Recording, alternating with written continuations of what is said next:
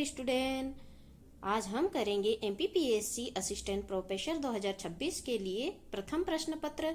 MPPSC prelims के लिए भी प्रथम प्रश्न पत्र अप्रैल 2026 में जो होने वाली एग्जाम और कुल सचिव की एग्जाम भी होने वाली है, उसके लिए भी महत्वपूर्ण है। और बाकी मध्य प्रदेश में जितनी भी एग्जाम्स होती है उसमें भी मध्य प्रदेश का प्राचीन इतिहास से रिलेटेड क्वेश्चन आते ही हैं।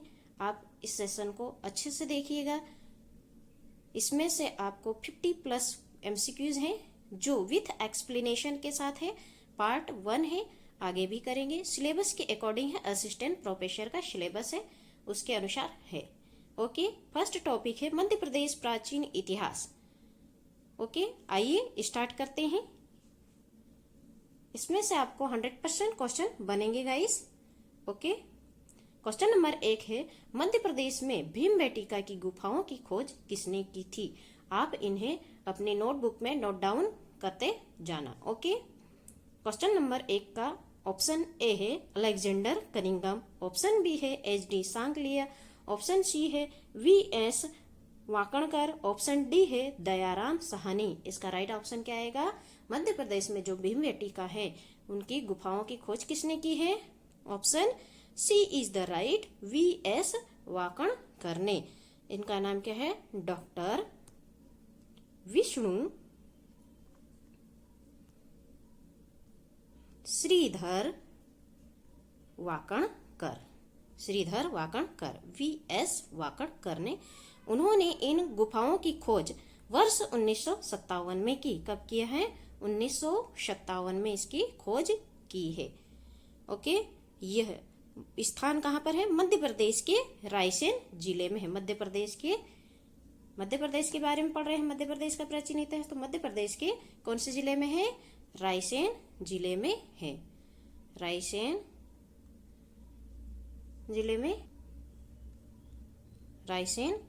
जिले में है। आप नोट करते जाइए अपने नोटबुक में, इंपॉर्टेंट कीवर्ड्स है।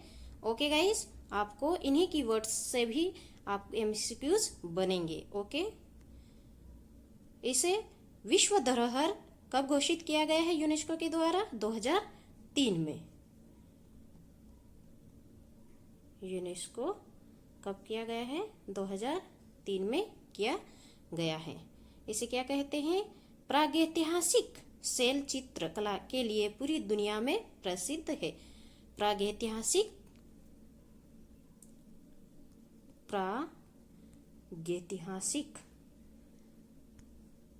चित्रकला के लिए पूरी दुनिया में प्रसिद्ध है। ओके गाइस, और यह क्या है? 2003 में विश्व धरोहर घोषित किया गया है। ओके, मोस्ट की पॉइंट है, आप नोट करते जाइएगा। आइए आगे बढ़ते हैं। इसका एक्सप्लेनेशंस भी है। VS वाकणकर ने क्या है? डॉक्टर श्री विष्णुधर वाकणकर ने 1857 से 58 में रायसेन जिले में स्थित है भीमबेटका की खोज की थी। यह यूनेस्को विश्व धरोहर स्थल कब घोषित किया गया है? 2003 में किया गया है। और यह किस प्रागैतिहासिक शैल चित्र के लिए प्रसिद्ध है?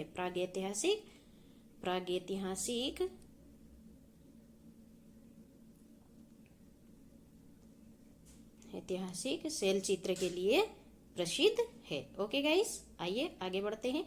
इंपॉर्टेंट कीवर्ड्स है, आप नोट करते जाइए अपनी नोट बुक में। ओके, इससे बाहर आपको क्वेश्चन नहीं जाएगा क्योंकि टॉपिक वाइज कर रहे हैं गाइस। ओके, मोस्ट इंपॉर्टेंट है। क्वेश्चन नंबर 2, भारत में मानव के प्राचीनतम साक्ष्य मध्य प्रदेश की किस नदी घाटी से प्राप्त हुए हैं? मानव के प्राचीनतम साक्ष्य मध्य प्रदेश की कौन सी नदी घाटी से प्राप्त हुए? बताइए। ऑप्शन ए है चंबल घाटी, ऑप्शन बी है नर्मदा घाटी, ऑप्शन सी है सोन घाटी, ऑप्शन डी है बेतवा घाटी। बताइए गाइस, इसका राइट ऑप्शन क्या आएगा? भारत में मानव के प्राचीनतम साक्ष्य नर्मदा घाटी, option B is the right, Narmada में मिले हैं। ओके, इसे क्या कहा जाता है? नर्मदा मानव के नाम से भी जानते हैं। नर्मदा मानव। इसकी खोज किसने की है? अरुण सोनकिया ने 1982 में की है। 1982 में अरुण अरुण सोनकिया ने किया है। नोट करते जाइएगा गाइस, मोस्ट इंपॉर्टेंट कीवर्ड्स है, आपको इससे बाहर क्वेश्चन नहीं जाएंगे, 100% मेरी गारंटी है। इंपॉर्टेंट पीवाईक्यूज है जो आपको एग्जाम में देखने को मिलेंगे, प्रीलिम्स में भी, एमपीपीएससी की प्रीलिम्स में भी, असिस्टेंट प्रोफेसर में भी, और कुल सचिव एंड एडीपीओ में भी मिलेंगे, और अदर एग्जाम्स में भी एमपीजी के देखने को मिलेगा। ओके गाइस, और इससे क्वेश्चन 100% आएंगे ही, आप कीवर्ड्स नोट करते जाइएगा। ओके, आगे और जानते हैं। इसका एक्सप्लेनेशन है, option B is the right है। एक्सप्लेनेशन है, सीहोर जिले के हथनोरा नामक स्थान पर नर्मदा मानव होमो इरेक्टस की खोपड़ी के साक्ष्य मिले हैं। और यह किसने खोज की है? अरुण सोनकिया ने कब किया है? 1982 में किया है। ओके, सीहोर के जिले के हथनोरा गांव में, मध्य प्रदेश के सीहोर जिले के हथनोरा नामक स्थान यानी गांव में स्थित है। ओके, आइए आगे बढ़ते हैं। ये प्रागैतिहासिक स्थलों के बारे में है। क्या है ये? प्रागैतिहासिक स्थलों के बारे में जानकारी है। ओके गाइस, आगे बढ़ते हैं। क्वेश्चन नंबर 3, कायथा पुरातात्विक स्थल किस जिले में स्थित है? Option A Indore, option B Dhar, option C Ujjain, option D Khargone. बताइए गाइस, इसका राइट ऑप्शन क्या है? मोस्ट इम्पोर्टेंट क्वेश्चंस है गाइस, जो आपको 100% MP assistant professor and MPPSC prelims exam और कुल सचिव एंड अदर एग्जाम एमपी के जो भी एग्जाम होंगे उनमें देखने को मिलेंगे। ओके, बताइए गाइस, इसका राइट आंसर क्या आएगा? कायथा पुरातात्विक स्थल कहाँ पर है? Option C is the right, Ujjain में है। कायथा मध्य प्रदेश के उज्जैन जिले में छोटी यानी काली सिंध नदी के किनारे स्थित है। छोटी यानी छोटी काली सिंध नदी के किनारे स्थित है। काली सिंध नदी के किनारे स्थित है। इसकी खोज किसने की है? वीएस वाकणकर ने 1964 में की है। 1964 में वीएस वाकणकर ने की है। यह क्या है? ताम्र पाषाणकालीन स्थल है। यह क्या है? ताम्र पाषाणकालीन स्थल है। आप नोट करते जाइएगा गाइस, मोस्ट इंपोर्टेंट कीवर्ड्स है, आपको एग्जाम में इन्हीं कीवर्ड्स में से भी क्वेश्चन बनेगा। ओके, इनके आंसर्स बनेंगे। ओके, आइए आगे बढ़ते हैं, इसके बारे में जानते हैं और आगे। ठीक है, महान ज्योतिष वराहमिहिर की जन्मस्थली भी कहा जाता है उज्जैन को। ओके, कौन है? महान ज्योतिषी वराहमिहिर, वराहमिहिर। ओके, आइए आगे और एक्सप्लेनेशन है, जानते हैं। उज्जैन में है राइट आंसर। कायथा मध्य प्रदेश की पहली ताम्र पाषाणकालीन बस्ती भी मानी जाती है, जिसकी खोज किसने की थी? वीएस वाकणकर ने कब की है? 1964 में की है। ओके, और महान ज्योतिषी वराहमिहिर की जन्मस्थली भी मानी जाती है। ओके गाइस, कीवर्ड्स नोट करते जाइएगा, इंपॉर्टेंट कीवर्ड्स है गाइस। ओके, और इससे बाहर आपको एक भी क्वेश्चन देखने को नहीं मिलेगा। ओके, अच्छे से देखिएगा, नोट डाउन करिएगा, बार बार देखिएगा। ओके, आगे बढ़ते हैं। क्वेश्चन नंबर 4, अवंती महाजनपद की उत्तरी राजधानी क्या थी? Option A Maheshmati, option B Ujjaini, option C Vidisha, option D Eran. इसका राइट ऑप्शन क्या आएगा गाइस? बताइए, अवंती महाजनपद की उत्तरी राजधानी क्या थी? Option B is the right, Ujjaini उत्तरी राजधानी थी। ओके, और दक्षिणी कौन सी थी? महेशमती यानी महेश्वर, आधुनिक महेश्वर, और उज्जैनी यानी आधुनिक उज्जैन। ओके, आधुनिक उज्जैन। महेशमती आप नोट करते जाइएगा। ओके, महेशमती क्या है? दक्षिणी अवंती। है ना। ये इसकी राजधानी कौन सी थी? माहेशमती, आधुनिक Maheshwar. Okay, Maheshwar, Maheshwar. Okay guys, यह उज्जैन में स्थित है। व्यापार और संस्कृति का एक प्रमुख केंद्र भी हुआ करती थी। 16 महाजनपदों में से एक अवंती महाजनपद है मध्य प्रदेश में। भारत के 16 महाजनपद है। कितने महाजनपद है? 16 महाजनपद है। उनमें से एक राजधानी कौन सी है? अवंती, उज्जैन है, उज्जैनी। ओके, आइए आगे बढ़ते हैं। इसका एक्सप्लेनेशन है। उज्जैनी अवंती दो भागों में विभाजित थी। उत्तरी अवंती की राजधानी उज्जैनी और दक्षिणी अवंती की राजधानी क्या है? महेशमती, महेश्वर थी। और टोटल महाजनपद कितने थे भारत में? 16 महाजनपद थे। महाजनपद है ना, 16 महाजनपदों में से एक अवंती। ओके, आइए क्वेश्चन नंबर 6। सम्राट अशोक ने विदिशा के श्रेष्ठी की पुत्री से विवाह किया था, उनका नाम क्या था? Option A Mahadevi, Shridevi, option B Sanghamitra, option C Karuvaki या ऑप्शन डी पद्मावती। इसका राइट ऑप्शन क्या है गाइस? बताइए। सम्राट अशोक ने विदिशा की श्रेष्ठ की पुत्री, ओके, बताइए इसका राइट ऑप्शन क्या आएगा? सेठ है ना, सेठ है ना, श्रेष्ठी बोलते हैं, श्रेष्ठी है ना, व्यापारी। सेठ क्या था? व्यापारी था, इसलिए उनको श्रेष्ठी बोलते हैं, व्यापारी है ना। ओके, व्यापारी था, श्रेष्ठी की पुत्री। ओके, उनका नाम क्या था? Option A is the right, Mahadevi या श्रीदेवी। सम्राट अशोक ने जब उज्जैन के राज्यपाल के रूप में बनकर जो रहे थे, राज्यपाल का प्रभार संभाला था उन्होंने, राज्यपाल बने थे, कहाँ के? उज्जैन के बन रहे थे। तब वे विदिशा में रुके थे। वहां उन्होंने एक स्थानीय व्यापारी जो थे ना, व्यापारी होते हैं, श्रेष्ठी की पुत्री देवी से विवाह किया है। उन्हें वेदिस या महादेवी के नाम से भी जाना जाता है। उनके अशोक के प्रसिद्ध पुत्र थे महेंद्र और पुत्री का नाम क्या था? संघमित्रा। पुत्र का नाम क्या था? महेंद्र और पुत्री का नाम क्या था? संघमित्रा, संघमित्रा। ओके, ये जो दो संतान थी वो उन्हीं की थी, श्री देवी की। ओके, अशोक की पुत्री थी संघमित्रा और पुत्र था महेंद्र। इन्होंने दोनों ने क्या किया था? श्रीलंका में जाकर बौद्ध धर्म का प्रचार किया था। श्रीलंका में क्या किया था? बौद्ध धर्म का प्रचार किया था, बौद्ध धर्म का प्रचार किया था। ओके गाइस, आइए आगे बढ़ते हैं। इसका एक्सप्लेनेशन से है। अशोक जब उज्जैन का राज्यपाल था तब उसने विदिशा की देवी से विवाह किया, जिसने महेंद्र और संघमित्रा का जन्म हुआ।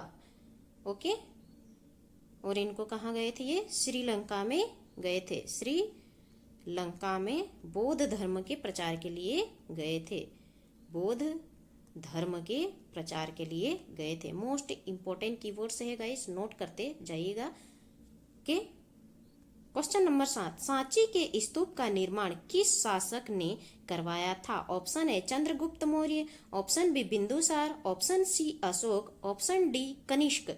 बताइएगा इसका राइट ऑप्शन क्या आएगा? सांची के स्तूप का निर्माण किस शासक ने करवाया था? Option C is the right, Ashoka ने करवाया था सांची के स्तूप का निर्माण। मध्य प्रदेश के रायसेन जिले में है। कहाँ पर है ये? रायसेन जिले में है सांची का स्तूप। ओके, तीसरी शताब्दी ईसा पूर्व में क्या था? कौन सी शताब्दी में क्या था? तीसरी शताब्दी ईसा पूर्व में किया था। यह भारत के सबसे पुरानी पत्थर की संरचनाओं में से एक है और बौद्ध धर्म के महत्वपूर्ण प्रतीकों में गिनी जाती है। ओके गाइस, आइए आगे बढ़ते हैं। इसका एक्सप्लेनेशन है। रायसेन जिले में स्थित सांची के मुख्य स्तूप का निर्माण सम्राट अशोक ने तीसरी शताब्दी में करवाया। Okay, question number 8। गरुड़ स्तंभ का निर्माण हेलियोडोरस ने कहाँ करवाया था? Option A Sanchi, option B Vidisha Besnagar, option C Bharhut या ऑप्शन डी एरण। गरुड़ स्तंभ का निर्माण हेलियोडोरस ने कहाँ करवाया था? ऑप्शन क्या आएगा? बी इज द राइट है। गरुड़ स्तंभ का निर्माण कहाँ पर हुआ था? विदिशा बैस नगर में हुआ था, जिसे प्राचीन में क्या कहा जाता था? बैस नगर। ये प्राचीन नाम है इसका, प्राचीन नाम है। ओके, प्राचीन नाम इसका बैस नगर है, वर्तमान में इसे विदिशा कहा जाता है। इसका निर्माण कब हुआ था? 113 ईस्वी पूर्व हुआ था। 113 ईस्वी पूर्व में हुआ था। हेलोडोरस के द्वारा किया गया था। हेलोडोरस क्या था? एक ग्रीक यवन राजदूत थे। ग्रीक यवन राजदूत थे। ओके, ग्रीक यवन राजदूत थे, राजदूत थे। इन्हें इंडो ग्रीक राजा भी कहा जाता है। ओके, धार्मिक, इसे क्या कहते हैं? वहाँ के स्थानीय लोग इसे खाम बाबा के नाम से भी जानते हैं। भगवान वासुदेव, भगवान जो विष्णु देव है ना, विष्णु, उसको वासुदेव को समर्पित था यह मंदिर। ओके, स्थानीय लोग इसे क्या कहते हैं? खाम बाबा। ये भी आप नोट कर लेना। स्थानीय लोग क्या बोलते थे इसे? स्थानीय, खाम बाबा। ओके, आइए आगे बढ़ते। इसका एक्सप्लेनेशन है। यूनानी राजदूत हेलाडोरस ने भागवत धर्म से प्रभावित होकर विदिशा में भगवान विष्णु को समर्पित गरुड़ स्तंभ का बनवाया था। गरुड़ स्तंभ को क्या कहा जाता है? खाम बाबा भी कहा जाता है। ओके, स्थानीय लोग बोलते हैं यहाँ के। यह कहाँ पे है? रायसेन जिले में स्थित है। ओके गाइस, विदिशा जिले में। Okay, question number 9। सती प्रथा का प्रथम लिखित साक्ष्य मध्य प्रदेश के किस अभिलेख से प्राप्त होता है? ऑप्शन ए सांची अभिलेख, ऑप्शन बी एरण अभिलेख, ऑप्शन सी मंदसौर अभिलेख, ऑप्शन डी ग्वालियर अभिलेख। इसका राइट ऑप्शन क्या आएगा गाइस? बताइए।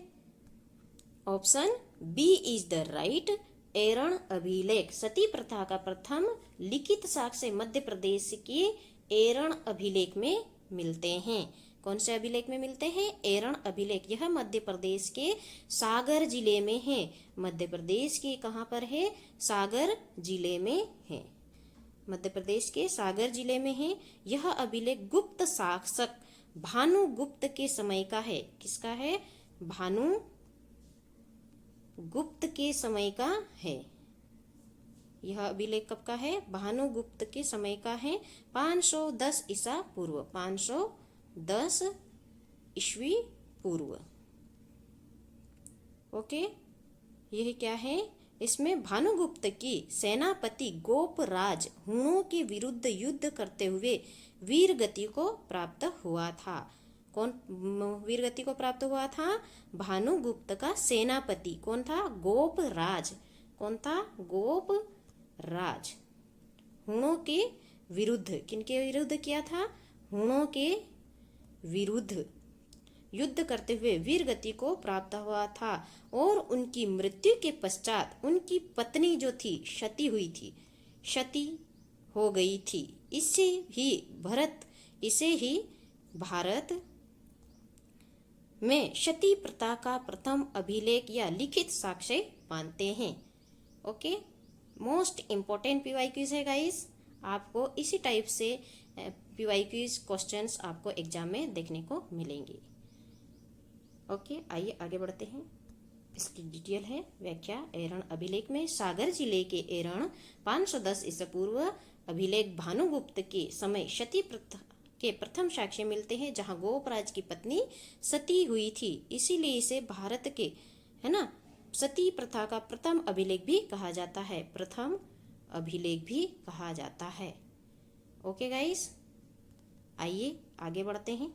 Question number 10। भारत का नेपोलियन कहे जाने वाले समुद्रगुप्त के सिक्के मध्य प्रदेश के किस स्थान से प्राप्त हुए हैं? Option A Eran, option B Anup, option C Tumen, option D उपयुक्त सभी। इसका क्या ऑप्शन आएगा? बताइएगा। इस राइट ऑप्शन क्या आएगा? Option D is the right, उपयुक्त सभी। उपरोक्त सभी। भारत का नेपोलियन कहे जाने वाले समुद्रगुप्त के सिक्के मध्य प्रदेश के उपयुक्त एरण में भी मिले हैं, अनूप में भी और तुमेन में भी मिले हैं। एरण कहाँ पर आता है? सागर में आता है। ओके, एरण कहाँ पर आता है? सागर में। और अनूप कहाँ पर आता है? निमाड़ को बोलते हैं, निमाड़ क्षेत्र। और तुमेन किसको बोलते हैं? गुना, गुना जिला, गुना जिला। ओके, आइए आगे बढ़ते हैं, इसका एक्सप्लेनेशन। एरण राइट, एरण वगैरह सारे उपयुक्त सभी आएंगे, उपरोक्त सभी आएंगे। ओके गाइस, एरण को समुद्रगुप्त का स्वप्न भोग नगर भी कहा जाता है। ओके, स्वप्न भोग नगर भी कहा जाता है। ओके गाइस, आइए आगे बढ़ते हैं। क्वेश्चन नंबर 11, खजुराहो के मंदिरों का निर्माण किस वंश के शासकों ने करवाया था? ऑप्शन ए मौर्य वंश, ऑप्शन बी चंदेल वंश, ऑप्शन सी परमार वंश, ऑप्शन डी कलचुरी वंश। इसका राइट ऑप्शन क्या आएगा गाइस, बताइए। खजुराहो के मंदिरों का निर्माण किस वंश के द्वारा किया गया था? बताइए। Option B is the right, Chandel वंश के शासकों के द्वारा किया गया था। ओके, कब किया गया था? 950 ईस्वी से 1050 ईस्वी, 950 ईस्वी से 1050 ईस्वी तक मध्य में करवाया गया था। ये मंदिर कहाँ पर है? मध्य प्रदेश के छतरपुर जिले में, छतरपुर जिले में है। ओके, यह यूनेस्को के विश्व धरोहर स्थल में सूची में भी शामिल है, विश्व धरोहर स्थल में भी शामिल है यूनेस्को के।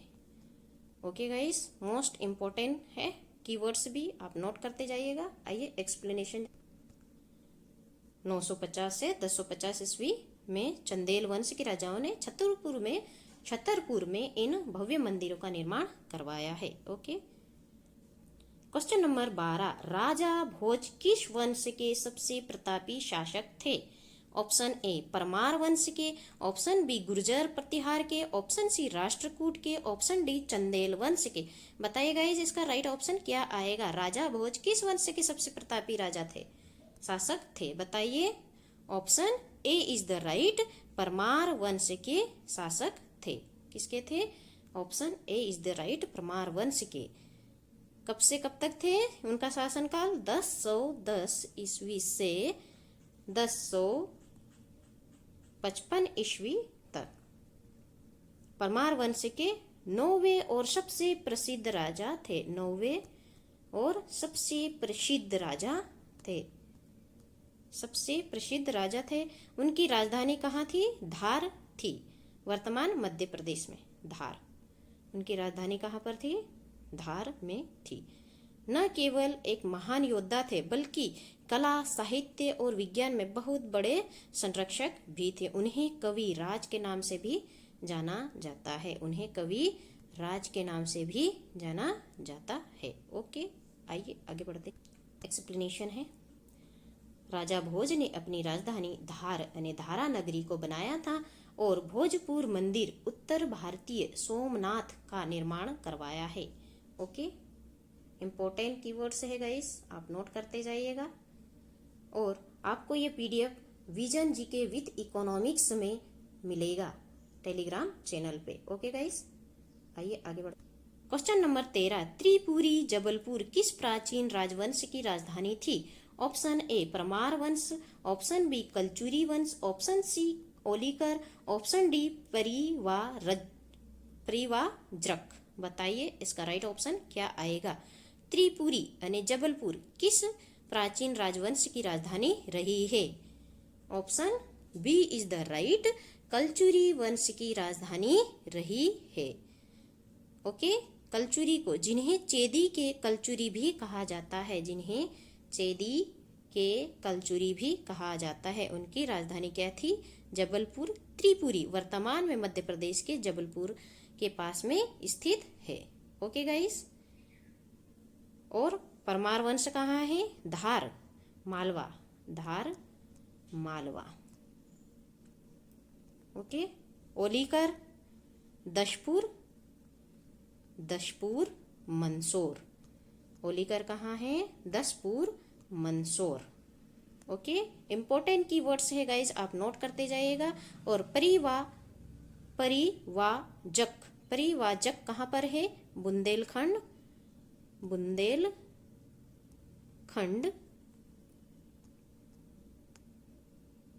पन्ना के पास में है, कुछ हिस्सा पन्ना के पास में भी है। ओके, मोस्ट इंपॉर्टेंट कीवर्ड्स है गाइस, आप नोट करते जाइएगा और इससे बाहर आपको एक भी क्वेश्चन देखने को नहीं मिलेगा, 100% यहाँ से आएंगे ही। ओके, आइए आगे बढ़। इसका एक्सप्लेनेशन से है। कलचुरी वंश 2 शाखाएं थी जिनमें त्रिपुरी और कलचुरी सबसे महत्वपूर्ण थी। ओके, क्वेश्चन नंबर 14, बाघ की गुफाएं धार किस काल की मानी जाती है? ऑप्शन ए मौर्य काल, ऑप्शन बी गुप्त काल, ऑप्शन सी कुषाण काल, ऑप्शन डी मुगल काल। इसका राइट ऑप्शन क्या आएगा? बाघ की गुफाएं जो धार में हैं, धार जिले में हैं, किस काल की मानी जाती है? बताइए गाइस, इसका राइट ऑप्शन क्या आएगा? Option B is the right, Gupta काल की मानी जाती है। बाघ की गुफाएं मध्य प्रदेश के धार जिले में विंध्याचल पर्वत श्रेणी में स्थित है। विंध्याचल पर्वत श्रेणी में स्थित है। विंध्याचल पर्वत श्रेणी में स्थित है। नोट करते जाइएगा गाइस, मोस्ट इंपॉर्टेंट कीवर्ड्स है ना। ओके, और इससे बाहर आपको देखने को क्वेश्चन नहीं मिलेंगे गाइस, आप अच्छे से करिएगा पढ़ाई। इनका समय है, ये गुफाएं कब से हैं? 4वीं से 6वीं शताब्दी ईस्वी, फोर्थ है ना, 4वीं से 6वीं शताब्दी ईस्वी तक थी। शताब्दी ईस्वी के दौरान बनाई गई थी। भारतीय इतिहास में गुप्त राजवंश का स्वर्ण युग माना जाता है। गुप्त राजवंश का स्वर्ण युग माना जाता है, स्वर्ण युग कहा जाता है। ये गुफाएं अपनी शानदार रॉक कट वास्तुकला और बौद्ध धर्म से संबंधित है। भित्ति चित्रों के लिए प्रसिद्ध है। इन चित्रों की शैली अजंता की गुफाओं के चित्रों के समान है, इसलिए इम्पोर्टेंट है गाइस बाघ की गुफाएं। ओके, आइए आगे बढ़ते हैं। ओके गाइस, इनका एक्सप्लेनेशन है। ये बौद्ध धर्म से संबंधित गुफाएं हैं और अपनी चित्रकारी फ्रेस्को पेंटिंग्स के लिए जानी जाती है। ओके,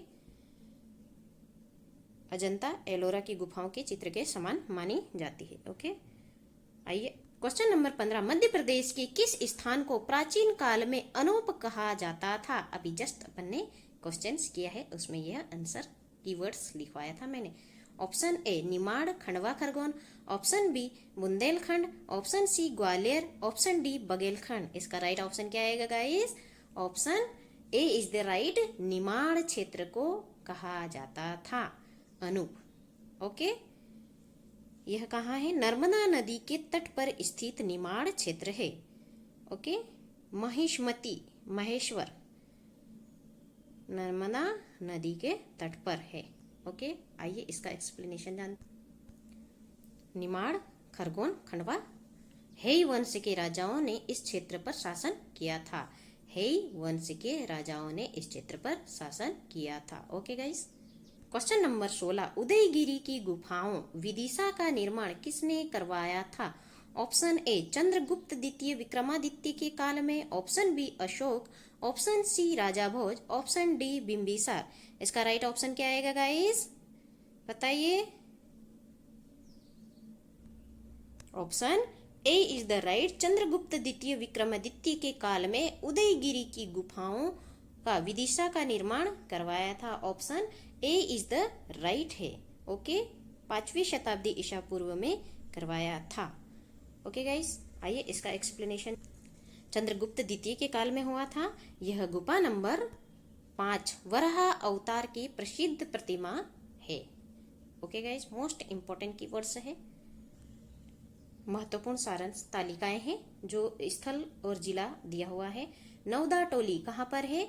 खरगोन ताम्रपाषाण कालीन स्थल है। मोस्ट इंपॉर्टेंट कीवर्ड्स है गाइस, ये आप नोट कर लेना अपनी नोटबुक में।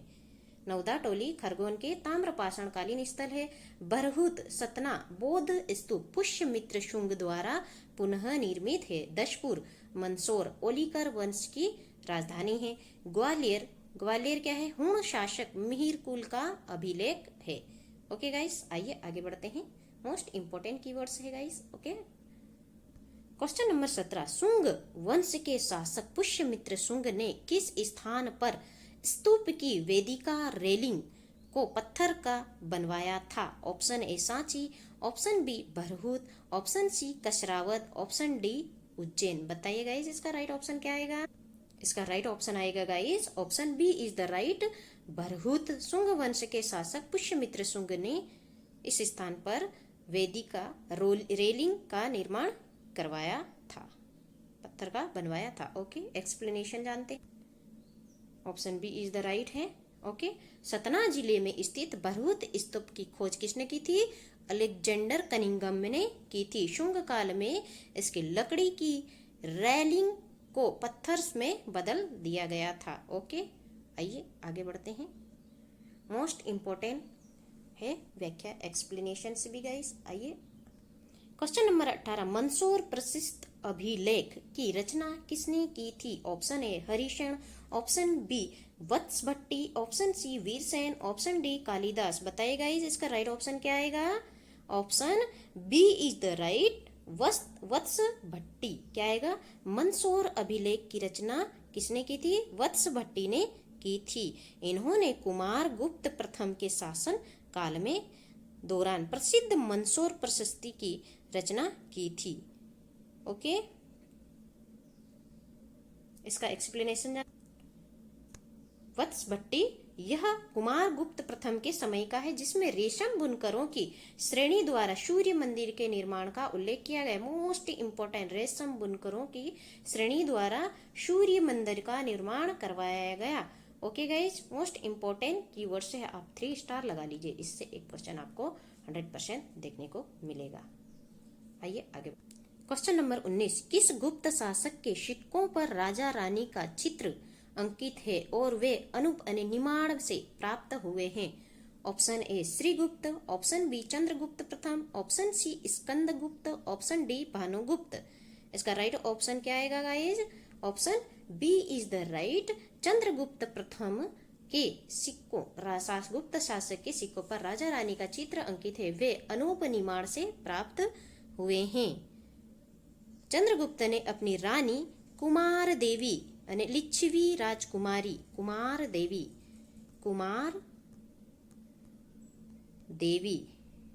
लिच्छवी राजकुमारी के साथ संयुक्त रूप से सोने के सिक्के जारी किए थे।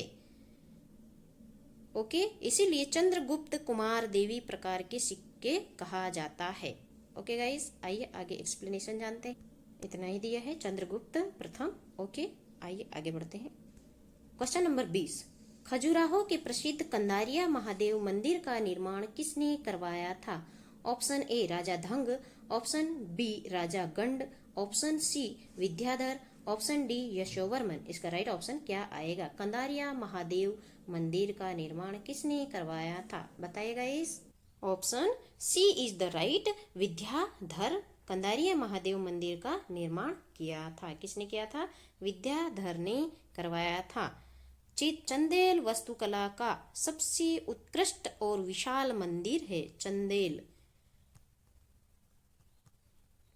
वास्तुकला का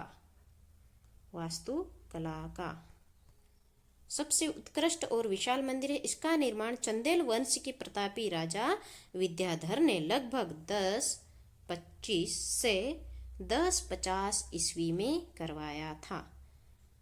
यह मंदिर भगवान शिव को समर्पित है। यह मंदिर किसको समर्पित है? भगवान शिव को समर्पित है। ओके गाइस, आइए आगे बढ़ते हैं, आगे जानते हैं। और विद्याधर ने करवाया था। यह खजुराहो के सबसे बड़ा और भव्य मंदिर है, जिसे महमूद गजनवी पर विजय के उपलक्ष्य में बनाया गया था। राजा धंग ने विश्वनाथ मंदिर का निर्माण किया था। राजा धंग ने किसका किया था? राजा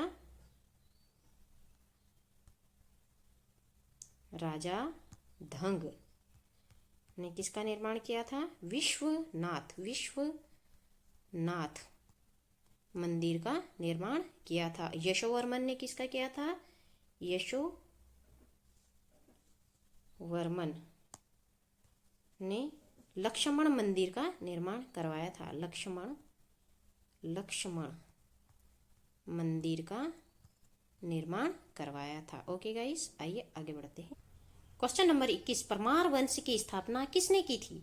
option A Raja Bhoj, option B Upendra Raj Krishnaraj, option C Munj, option D Sindhu राज। बताइए गाइस, परमार वंश की स्थापना किसने की थी? Option B is the right. Upendra Raj को कृष्णराज भी कहा जाता है ना। उन्होंने की थी परमार वंश की स्थापना 9वीं शताब्दी ईस्वी में। इनकी राजधानी कहाँ पर थी? इस वंश इन्होंने प्रारंभिक राजधानी कहाँ पर थी इनकी? उज्जैन थी, जिससे बाद में धार और मध्य प्रदेश में स्थानांतरित किया। बाद में कहाँ पर कर दिया? धार में किया। पहले कहाँ थी? उज्जैन में थी। उज्जैन। ओके गाइस, उज्जैन में थी। ओके, इसका एक्सप्लेनेशन जानते हैं। आइए, एक्सप्लेनेशन है, उपेंद्र राज ने करवाया है। 9वीं शताब्दी में मालवा क्षेत्र में परमार वंश की नींव उपेंद्र राज ने रखी थी। ओके गाइस, आइए आगे बढ़ते हैं। ये क्वेश्चन भी अपन किए हैं। क्वेश्चन नंबर 22, कविराज की उपाधि से किस शासक को विभूषित किया गया है? Option A Samudragupta, option B Raja Bhoj, option C Harshavardhana, option D Dhangadev. इसका राइट ऑप्शन क्या आएगा? B is the right. कविराज के नाम से किसे जाना जाता है? राजा भोज 9वें नंबर के थे और सबसे प्रतापी राजा थे। ओके गाइस, आइए आगे बढ़ते हैं। इसका एक्सप्लेनेशन है, राजा भोज एक महान विद्वान थे।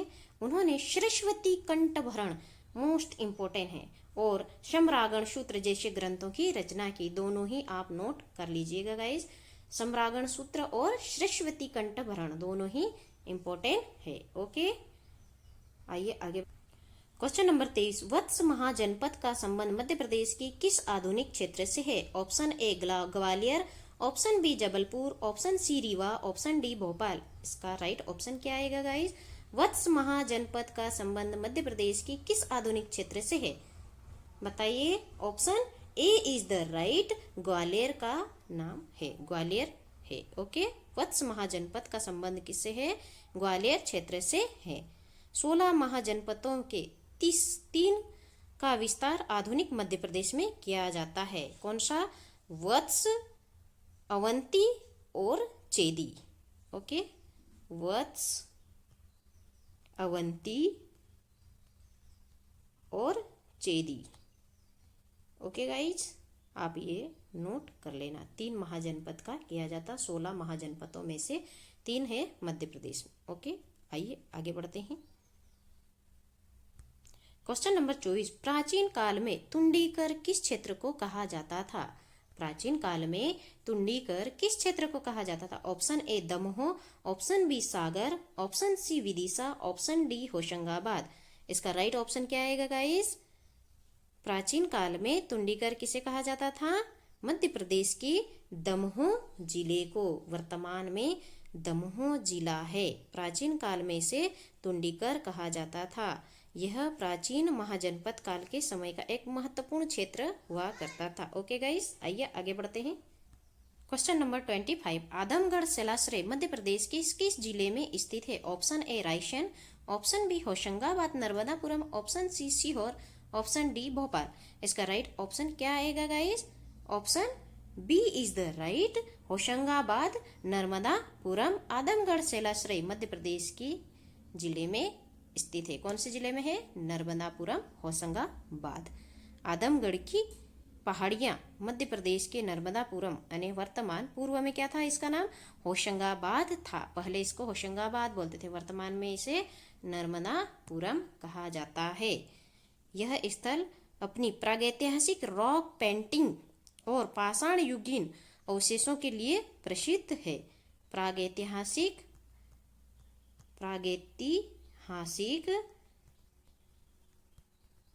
रॉक पेंटिंग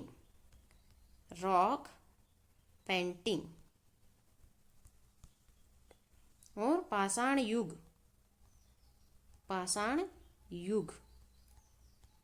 के अवशेष के लिए प्रसिद्ध है। भारतीय पुरातत्व सर्वेक्षण के अनुसार यह मध्य पाषाण काल के मानव निवास और पशुपालन की प्रारंभिक साक्ष्य मिले हैं। मानव निवास और पशुपालन के प्रारंभिक साक्ष्य कहाँ पर मिले हैं? नर्मदापुरम में ही मिले हैं। ओके गाइस, आइए आगे बढ़ते हैं। इसका एक्सप्लेनेशन है option B is the right. Hoshangabad वर्तमान में क्या है? नर्मदापुरम। क्या है? नर्मदापुरम। ओके गाइस, यहाँ पशुपालन के प्राचीनतम साक्ष्य प्राप्त हुए। इसकी खोज आरबी जोशी ने की थी। इनकी खोज किसने की है? आरबी जोशी ने की है। ओके, आइए आगे बढ़ते हैं गाइस। क्वेश्चन नंबर 26, मध्य प्रदेश के किस स्थान से अशोक का नाम देव नाम प्रिय अशोक मिलता है? देव नाम प्रिय अशोक मिलता है। Option A Gurjar Datia, option B Pan Guraria Sehore, option C Saro Maro Shahdol, option D Rupnath Jabalpur. बताइए गाइस इसका राइट ऑप्शन क्या आएगा? मोस्ट इंपॉर्टेंट क्वेश्चन है गाइस, बताइए। Option A is the right, Gurjara Datia में मिलता है। मध्य प्रदेश के दतिया जिले में स्थित गुर्जर नामक एक स्थान में सम्राट अशोक का एक लघु शिलालेख प्राप्त हुआ है। क्या है? लघु शिलालेख। लघु शिलालेख प्राप्त हुआ है। शिलालेख मुख्य विशेषता उनका नाम क्या लिखा हुआ है? देव नाम प्रिय अशोक मिलता है। ओके गाइस, पनगुराड़िया कहाँ पर है? सीहोर जिले में है। पनगुराड़िया कहाँ है? सीहोर जिले में है। यहाँ भी अशोक के शिलालेख मिलते हैं, लेकिन वे मुख्य रूप से बौद्ध स्तूपों और विहारों से संबंधित है। ये किससे संबंधित है? बौद्ध स्तूपों और विहारों से संबंधित है। विहारों से है। रूपनाथ कहाँ पर है? जबलपुर में है। यह भी एक लघु शिलालेख है जो कटनी जबलपुर में स्थित है। यह कहाँ पर है? कटनी जबलपुर में स्थित है। यह भी क्या है?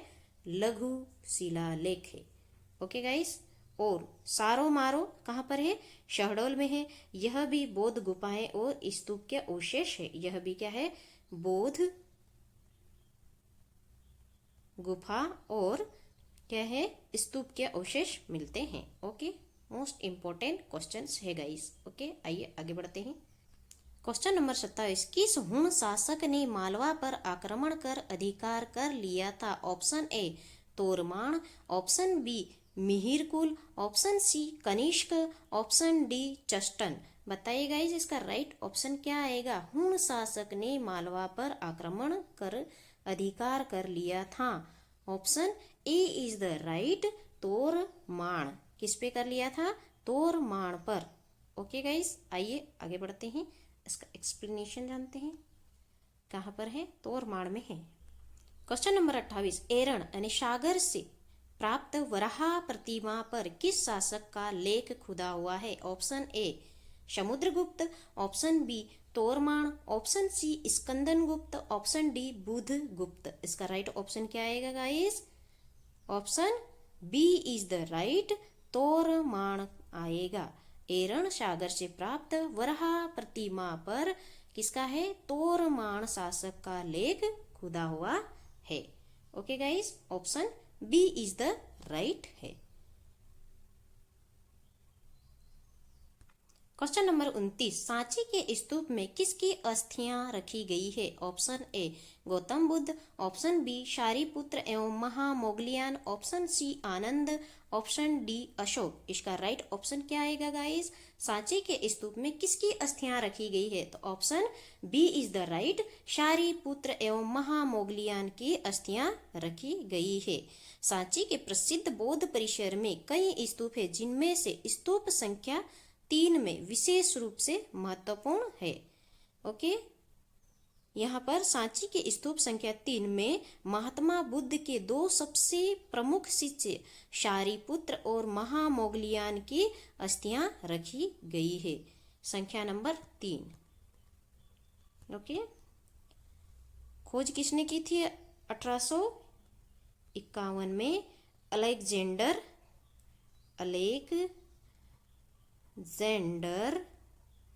कनिंघम ने की थी। कनिंघम ने की थी। ओके गाइस, अलेक्जेंडर कनिंघम ने की थी। ओके, आइए आगे बढ़ते हैं। क्वेश्चन नंबर 30, 64 योगिनी मंदिर અને जबलपुर का निर्माण किस वंश ने करवाया था? 64 योगिनी मंदिर जबलपुर का निर्माण किस वंश ने करवाया था? Option A Chandela, option B Kalachuri, option C Paramara, option D Pratihara. इसका राइट ऑप्शन क्या आएगा guys? Option B is the right, Kalachuri वंश ने करवाया था। ओके गाइस, ओके गाइस, इसका right option B is the right है। ओके, आइए आगे बढ़ते हैं। बी इज द राइट है। Okay, option B is the right है। ओके गाइस, आज इतने ही क्वेश्चन करेंगे। अगर आपको मेरा सेशन अच्छा लगता है, कंटेंट अच्छा लग रहा है और क्वेश्चन आपको लगते हैं कि एग्जाम में आएंगे, तो आप इसे लाइक करिए, शेयर करिए और शेयर करिए और सब्सक्राइब करिए। थैंक यू, धन्यवाद। मैं आपको यूनिट वाइज MCQs करवाऊंगी जो आपको 100% एग्जाम में देखने को मिलेंगी। MPPSC assistant professor and MPPSC pre और कुल सचिव आने वाली एग्जाम्स में 100% देखने को मिलेंगे। MP की सारी एग्जाम में MP GK पूछा जाता है। Okay guys, thank you for watching my video. धन्यवाद। Like, share and subscribe my channel. Okay.